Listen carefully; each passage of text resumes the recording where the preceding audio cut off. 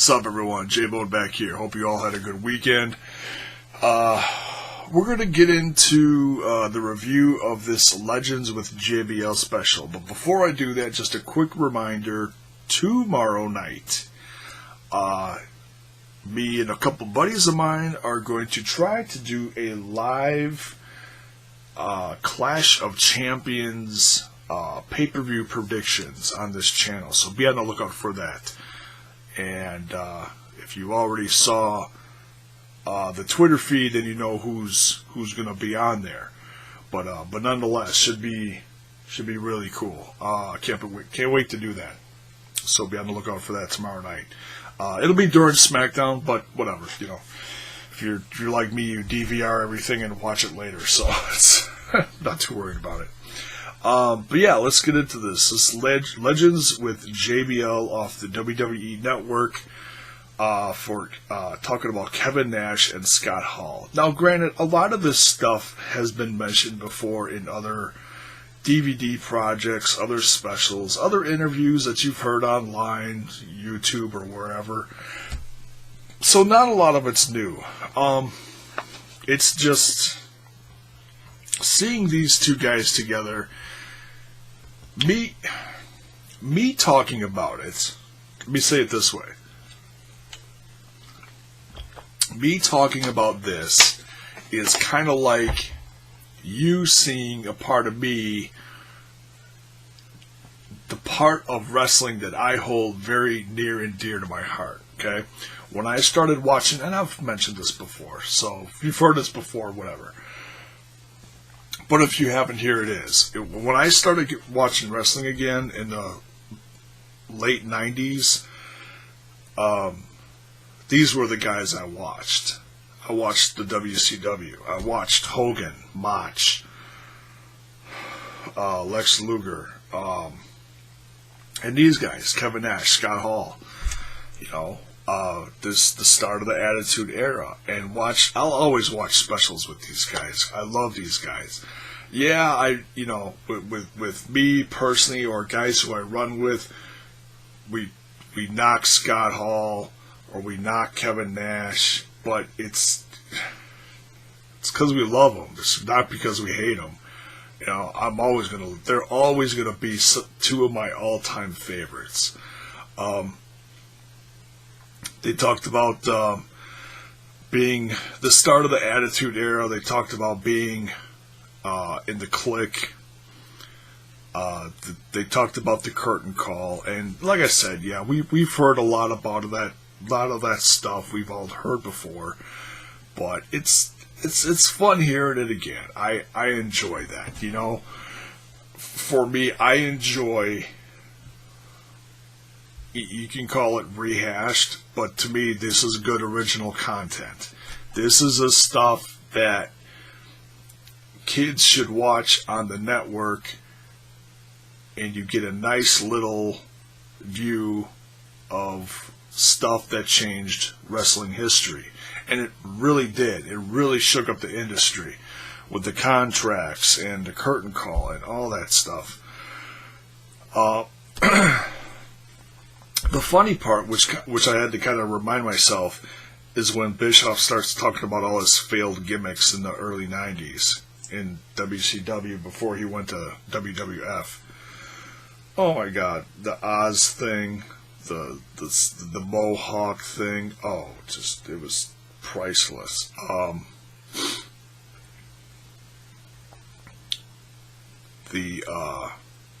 Was it Vinny Vegas? Is that what he was called? I forget. So many goofy ones before he became Diesel. Also talked about conversations. Oh, and their opinions on Bischoff. That was kind of interesting. How they were all sitting together, and Bischoff talked about how he was going to put, Vinnie Mac out of business, and they were like, "No, you may have beat him, some weeks on television, but you will never put him out of business." and they talked about. I'll get to. I was going to say something. I'll get to that in a second. One of the most interesting parts of this, Hall mentioned that WCW was a TV company putting on a wrestling show. Okay? Said WWE is a wrestling company putting on a TV show. And I'd never heard it put that way before. And that's really interesting. But it's so true. And then they talked about how the cameramen of WCW were like NASCAR guys and had no clue how to shoot certain things in wrestling and didn't catch certain, cool things that happened, like a move in the ring or an oh my god moment or, something like that. Talked about the comparison of Nash, talking about how whatever Roman Reigns was, his rise in popularity, how he kind of also lived that, from when he started getting popular around the time of the Royal Rumble, saying that they both did similar things. And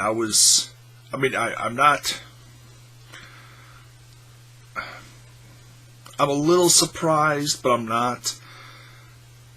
They brought up the whole NWO versus DX thing at last WrestleMania. Or not last WrestleMania, the one, 2 years ago, whatever.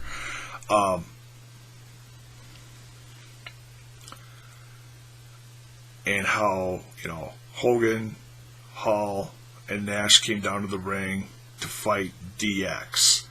And they joked about that, and then they also talked about the Hogan heel turn, and how they didn't know until the last minute, or until the music hit, who it was going to be, So that, and I've heard that, like I said, I've heard some of this stuff before. It's just interesting hearing it again from these guys. And I'm sure they'll tell it again in history. Another interesting part of this for me was how much they were talking about Hogan. Now, of course, if you're talking about the NWO, you have to talk about Hogan. But Hogan's been one of those subjects in the WWE where it's like, no, we're not going to talk about him right now. That's one of those taboo-ish things, Because he's not with the company right now. He's, he had that trial this past spring, and he won. The big sex tape thing, and then there was the big racial slur issue. How interviews came out at that time, and he was called racist. Okay, so, but now with this,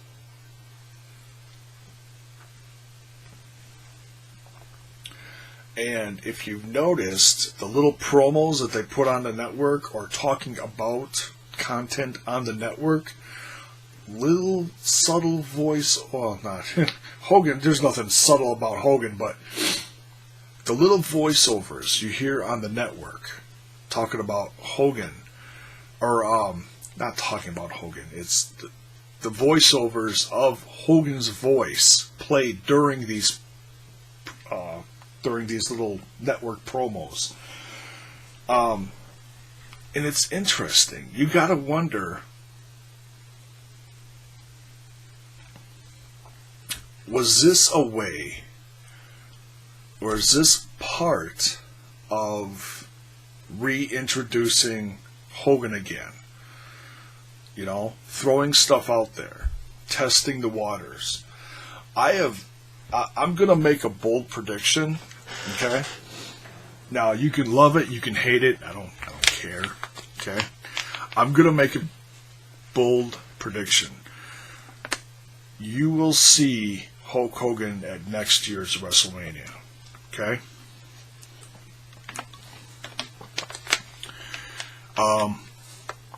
Last thing I'll touch on before I wrap this up is talked about. Oh, JBL asked them if they want to be part of the business still.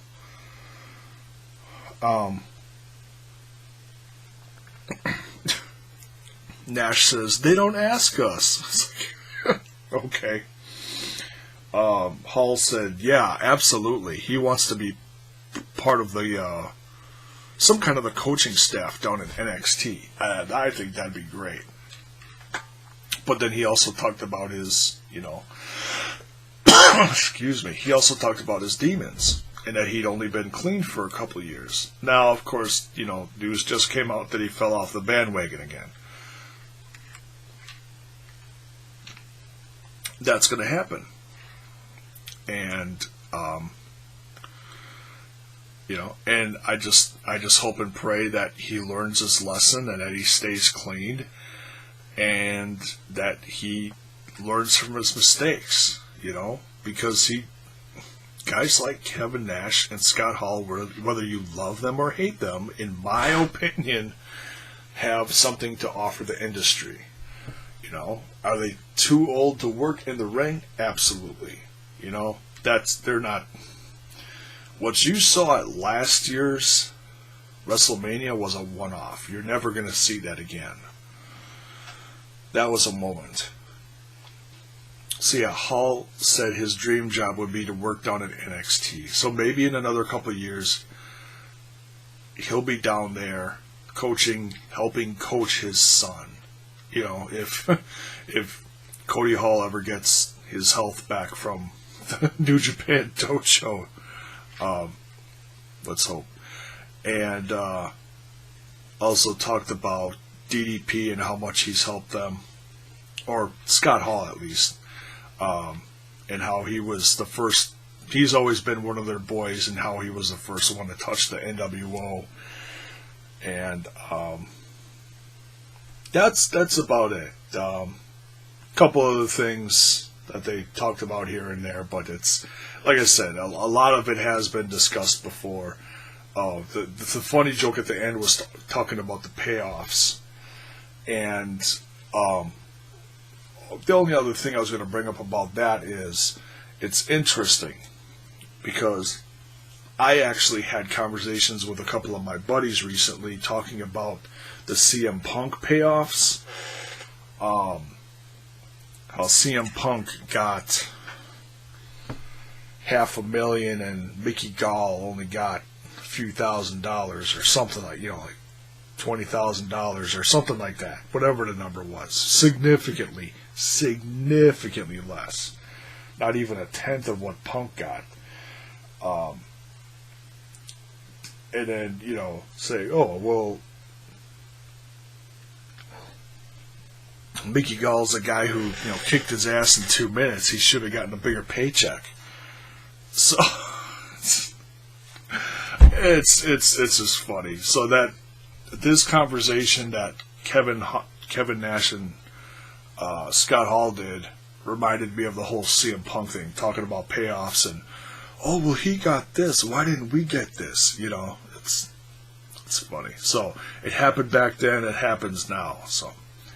Just interesting. So that's about it. I like these JBL specials because I like JBL as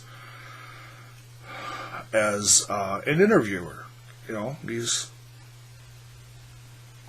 very professional. He comes off in these he does a good job. Period.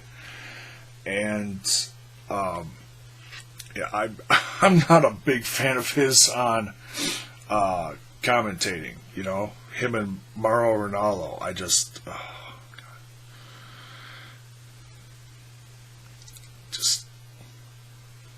He starts screaming about something on SmackDown or Raw. He was on Raw before.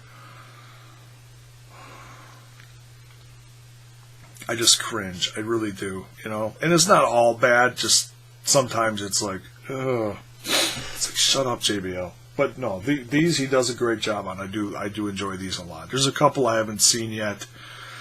The Ron Simmons one, a couple other ones I want to check out sometime. But these are good specials. I highly recommend them.